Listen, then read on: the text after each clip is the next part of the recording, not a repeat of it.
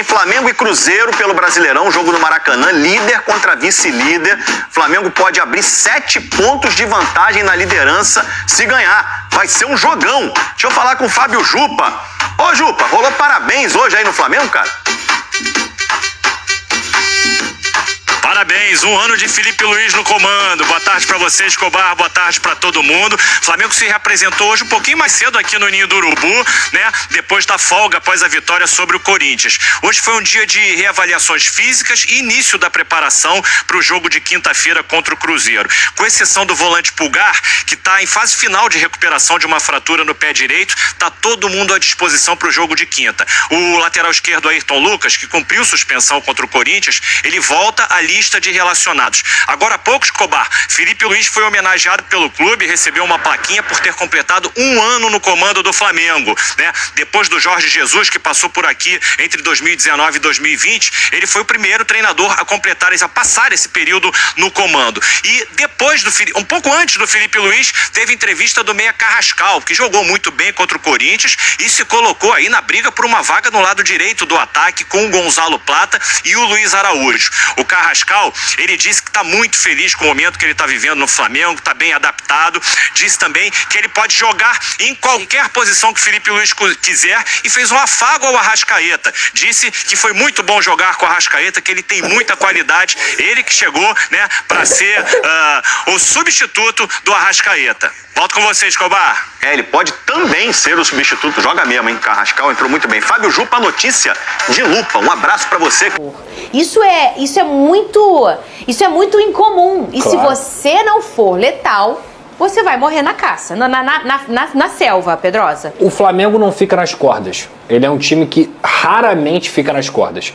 Os piores jogos do Flamengo, pra mim, em que ele ficou nas cordas, foi contra o Estudiantes, fora de casa, perfeito, e o primeiro tempo contra o Corinthians. E o que eu quero dizer com isso? É só pra mostrar como o Flamengo é um time consistente e como o Corinthians jogou muito bem no primeiro tempo ontem. Porque o Corinthians, ele colocou um time com Mateuzinho e Bidu nas pontas, para pressionar alto, porque são 2 jogadores rápidos. Yuri Alberto pressiona, o Guinegão pressiona, Bidon, Maicon e Martínez no meio pressionam. Então eles fizeram o Flamengo, com uma questão física, ter dificuldade com a bola no pé. Com o esperto Dorival, exato, né? Um Flamengo que estava tendo também dificuldade técnica, tá? Isso não é só mérito do Corinthians, que tem muito mérito, mas o próprio Flamengo não jogou bem no primeiro tempo e perdeu completamente o controle da partida. O Flamengo ficou nas cordas no primeiro tempo e o Corinthians não soube aproveitar o momento em que o Flamengo estava nas cordas. Não só por conta do pênalti perdido e que traz um aspecto psicológico de, cara, pô, você tá de brincadeira cavar dessa forma.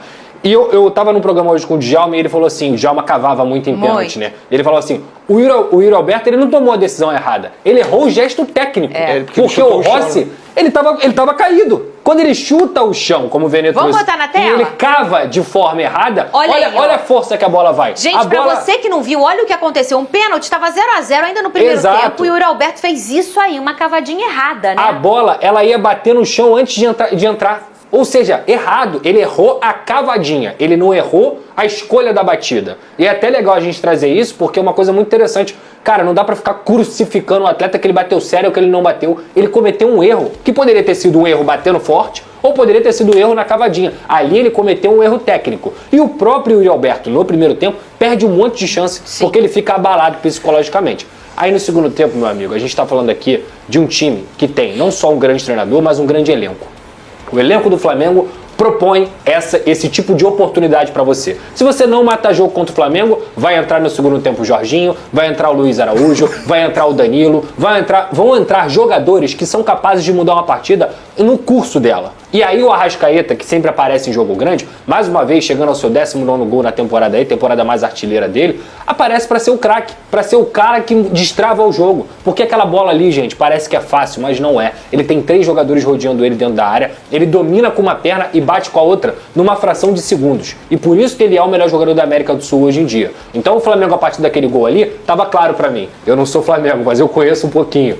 Quando o Flamengo faz um gol de empate, meu amigo, era Deus nos acuda pro Corinthians. E o que aconteceu foi exatamente isso. Numa jogadaça do Carrascal, que a gente até comentou aqui no programa, no programa passado, né? O seguinte, o Carrascal tem que ter mais minutos. Esse cara é muito bom de bola. Tecnicamente ele já tinha entrado bem contra o Estudiantes e ontem pra mim ele foi o melhor do jogo. Melhor em campo. Melhor em campo. Jogou demais. Você falou muito dele no jogo do Estudiantes. Jogou demais. E jogou numa posição que ele não tem costume, que é como meia-direita. E mesmo assim a qualidade técnica dele é muito exacerbada. E o Luiz Araújo também naquele tapa ali, é um tapa de muita qualidade. Então assim, cara, o Flamengo ontem ele confirmou mais uma vez que ele tem o melhor time do Brasil, o melhor elenco do Brasil, e ele tem um treinador que talvez não seja o melhor no momento, mas ele é um dos melhores sem dúvida alguma. E aí eu te pergunto, vale a pena ou não vale a pena você ter um elenco milionário? Claro que vale. Porque se tivesse do jeito poupou ontem. Vale a pena.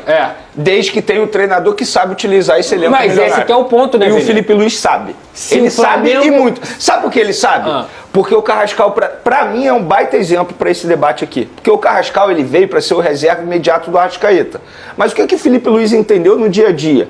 Ele entendeu que o Carrascal ele pode fazer aquilo que o Gerson fazia. Sim. Tanto é que foi o que ele fez ontem. Ele começou, teoricamente, como ponta direita, mas vindo muito para o meio. Colocou 4 meias. Exatamente. Por que ele fez isso? Porque o Felipe Luiz entendeu que o Carrascal pode agir dessa maneira, pode atuar dessa maneira. O treinador serve para isso, né? É isso, exatamente. Quando tem um bom treinador, ele vai conseguir tirar proveito de todos os jogadores que ele tem à disposição dele. É por isso que, respondendo a sua pergunta, claro que vale a pena ter um elenco. Desde que você tenha esse treinador para poder dirigir essa Ferrari. Não adianta você ter a Ferrari e esse cara não tem a carteira para dirigir a Ferrari. Entende a analogia que eu estou fazendo? E o Felipe Luiz, ele sabe isso, cara. E o detalhe, ontem, né, a mudança tática dele, ele percebeu que o Dorival pegou ele de surpresa, recuando o Ranieri, mas quando ele muda para o segundo tempo, o Flamengo é outro. Então, eu vejo muita gente falando assim, os jogadores estavam... Não, os jogadores não estavam cansados. Fisicamente falando, eu acho que o problema não foi a parte física. Tanto é que eu repito aqui, os jogadores que começaram a partida nem jogaram tanto quanto o Estudiantes.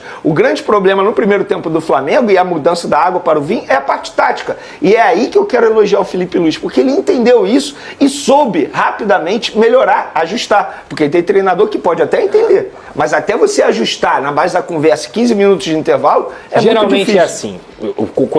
Quando o Flamengo joga, geralmente é assim. O seu 11 inicial, ele tem que ser um 11 perfeito. E a maioria dos times, eles têm mais um 11 inicial do que 18, como o Flamengo tem. O Corinthians ontem entrou com um 11 inicial que competiu. Quando as trocas começam a acontecer e o Felipe Luiz faz as mudanças porque leu o jogo, a discrepância é muito grande, gente. É muito grande. Ele coloca o Thales Magno, o Kaká, aí ele coloca um garoto da base na lateral esquerda e o Corinthians faz isso aqui, ó. Sendo que o Corinthians já estava desfalcado. Exato. E o Flamengo faz isso aqui, ó. Porque o que a gente quer dizer é o seguinte, se o jogo termina empatado ontem, Vene, você acha que não estaria todo mundo massacrando o Felipe Luiz? Sim, pô. Com certeza. Sobretudo por conta do primeiro tempo. E porque vinha já de uma péssima atuação pelo Estudiantes, e aí você faz um primeiro tempo ruim, e você empatar numa rodada perfeita, aí já vem com a lança já vem pro rosto. Eu achei que o primeiro tempo contra o Estudiantes seria o pior da temporada, mas pra mim o primeiro tempo contra o Corinthians foi muito pior. Mas posso te falar uma coisa? Muito pior. Uma coisa de coração.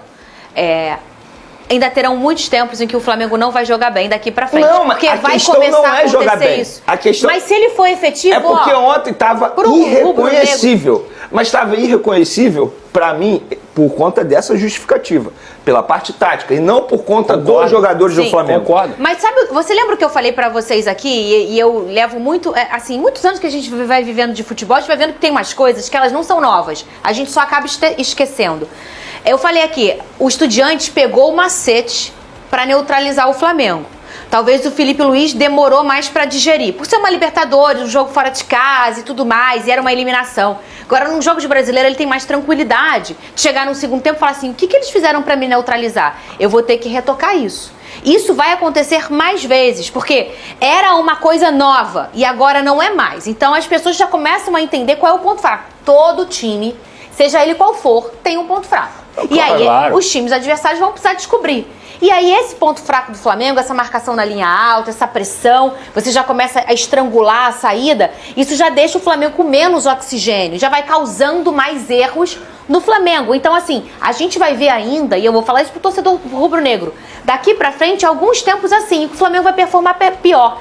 Fala, nação rubro-negra, estamos de volta no canal Fla do Povo trazendo mais uma notícia quente sobre o Mengão e que envolve o futuro de um dos jogadores do elenco. Felipe Luiz, que hoje faz parte da comissão técnica do Flamengo, conta com Alan para a sequência da temporada. mas a diretoria rubro-negra avalia com atenção as movimentações do mercado, já que existe um forte interesse do Atlético Mineiro no volante. O nome do camisa 29 foi indicado por Jorge Sampaoli, técnico do Galo, que deseja reforçar sua equipe com atletas do Flamengo, e já colocou na lista Alan e Everton Cebolinha. O Flamengo segue firme na liderança do Brasileirão Betano, após vencer o Corinthians fora de casa por 2-1 na Neoquímica Arena, resultado que elevou o ânimo da torcida e aumentou ainda mais a confiança na conquista do título. No entanto, a boa fase do time também atrai sondagens, e não é de hoje que o Atlético Mineiro acompanha a situação de alguns jogadores do Mengão. Sampaoli, que já trabalhou no futebol carioca, conhece bem o elenco rubro-negro e entende que Alan poderia ser peça fundamental no esquema do time mineiro. Apesar disso, o Flamengo não pretende liberar o jogador de qualquer jeito, pois trata-se de uma contratação recente e que custou alto aos cofres do clube. Em 2023, a diretoria desembolsou cerca de 43 milhões de reais para tirá-lo do próprio Atlético Mineiro, e por isso a cúpula rubro-negra, é clara, só vai negociar o volante se chegar uma proposta considerada irrecusável. Filipe Luís entende a importância de Alan no equilíbrio do meio-campo, e por isso sua ideia inicial é manter o jogador para o restante da temporada, especialmente porque o Flamengo busca manter o alto nível de desempenho no Brasileirão. Mas como o futebol é dinâmico e o mercado não para, a diretoria rubro-negra adota postura aberta às negociações, sempre que os valores forem vantajosos. A expectativa é que o Atlético Mineiro intensifique o interesse nas próximas semanas e apresente uma proposta oficial. Enquanto isso, a torcida do Mengão segue acompanhando de perto cada movimento, pois sabe que Alan caiu nas graças de boa parte do time técnico e tem mostrado evolução dentro de campo. Agora resta saber se o Flamengo vai segurar o jogador até o fim do campeonato ou se o Galo vai abrir os cofres para atender ao desejo de Sampaoli.